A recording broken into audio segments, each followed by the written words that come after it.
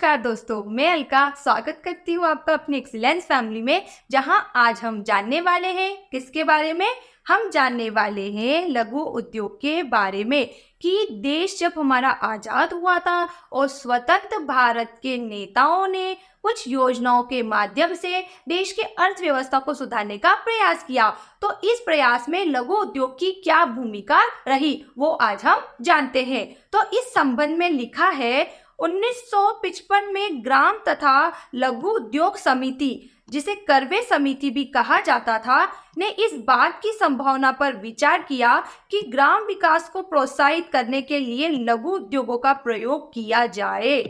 जो ग्राम तथा लघु उद्योग समिति, जिसे करवे समिति भी कहा जाता है, उन्होंने क्या सोचा कि गांवों के विकास के लिए, गांवों को बढ़ाने के लिए लघु उद्योगों का प्रयोग किया जाए।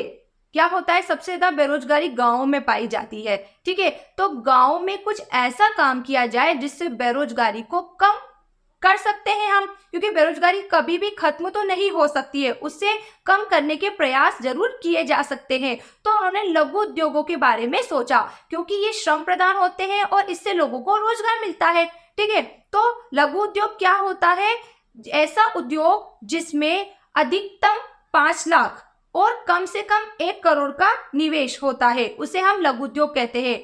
ऐसे उद्योग जिसमें आप 5 लाख से अधिक किंतु 1 करोड़ से कम, अधिकतम 1 करोड़ तक का आप निवेश कर सकते हो, उसे ही लघु उद्योग कहते हैं। इसमें अगरबत्ती, अचार, पापड़, कांच की चूड़ियां, है ना, उसके अलावा लकड़ी के फर्नीचर, स्टील के फर्नीचर, कपड़े के साबुन, ये सारे उद्योग आते हैं।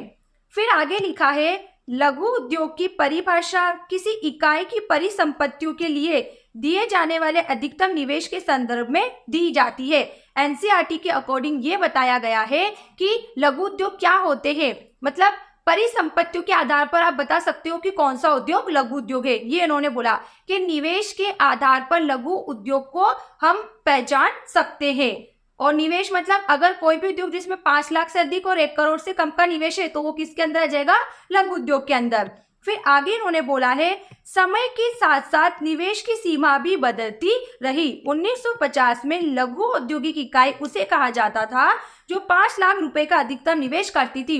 हो सकता है स्टार्टिंग में कम निवेश रहा हो, है ना, योजनाओं में। फिर धीरे धीरे जैसे लघु उद्योगों के माध्यम से गांवों का विकास देखा जाने लगा, रोजगार के अवसर देखे जाने लगे, बेरोजगारी कम होती हुई दिखी, तो इन्होंने इसकी निवेश सीमा को बढ़ा दिया, है ना। फिर आगे लिखा, इस समय 1 करोड़ रुपए का अधिकतम निवेश किया जा सकता है, ठीक।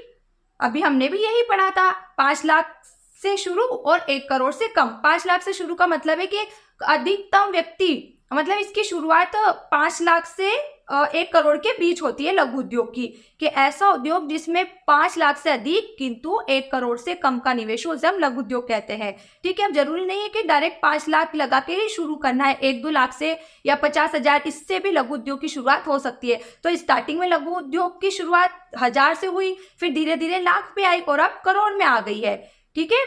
फिर आगे लिखा है, ऐसा माना जाता था कि लघु उद्योग अधिक श्रम प्रदान होते हैं। अब काम 2 तरीके से होते हैं, एक तो हाथों के द्वारा, एक मशीनों के द्वारा। तो लघु उद्योग कैसे थे? श्रम प्रदान थे, जिसमें श्रमिक लोग काम करते थे, न कि मशीनों के माध्यम से कोई भी वस्तु बनाई जाती थी। लघु उद्योग में सारी वस्तु श्रम प्रदान होती थी। फिर लिखा है, अर्थात उनमें बड़े पैमाने के उद्योगों की अपेक्षा श्रम का प्रयोग अधिक किया जाता है, अतः वे अधिक रोजगारों का सृजन करते हैं। लघु उद्योग क्या होता है? श्रम प्रदान होते हैं, ठीक है। तो अधिक लोगों की आवश्यकता होती है इसमें काम करने के लिए, तो अधिक लोगों को रोजगार भी मिलेगा, ठीक। तो लघु उद्योग क्या करते हैं? रोजगार का सृजन, मतलब रोजगार की रचना करते हैं। जितने ज्यादा लघु उद्योग होंगे उतने ज्यादा काम करने वाले लोगों की जरूरत होगी और उतने ही ज्यादा लोगों को रोजगार मिलेगा, और रोजगार मिलेगा तो हर एक व्यक्ति अपनी रोटी, कपड़ा, मकान, जो मूलभूत आवश्यकता है उसको पूरा कर सकेगा। और देश की सरकार यही चाहती है कि मेरे देश का हर एक व्यक्ति आत्मनिर्भर बने, ठीक है, उसे इतना पैसा मिले कि वह अपनी मूलभूत आवश्यकताओं को तो पूरा कर सके। फिर आगे लिखा है, लेकिन ये बड़ी औद्योगिक फर्मों के साथ प्रतिस्पर्धा नहीं कर सकते। यह स्पष्ट है कि लघु उद्योगों के विकास के लिए एक बड़ी फर्मों से उनकी रक्षा किए जाने की आवश्यकता है। अब लघु उद्योग श्रम प्रदान होते हैं और बड़े उद्योग जो होते हैं वो कौन से होते हैं? पूंजी प्रधान होते हैं, मतलब उनमें मशीनों के माध्यम से काम होता है। तो हम देखते हैं कि जब मशीनों के द्वारा बनी हुई वस्तु और हाथ के द्वारा बनी गई वस्तु, दोनों में बहुत अंतर होता है। मशीन से काम जल्दी हो जाता है और वो सस्ती होती है और अधिक गुणवत्ता वाली भी होती है। तो जब लघु उद्योग में कोई वस्तु बनेगी तो वो मशीनों से बनी हुई वस्तु से प्रतिस्पर्धा नहीं कर सकेगी। तो ऐसा अनुभव किया गया कि ऐसी वस्तु को आरक्षण दे दिया जाए जो कि लघु उद्योग के अंदर बनती है।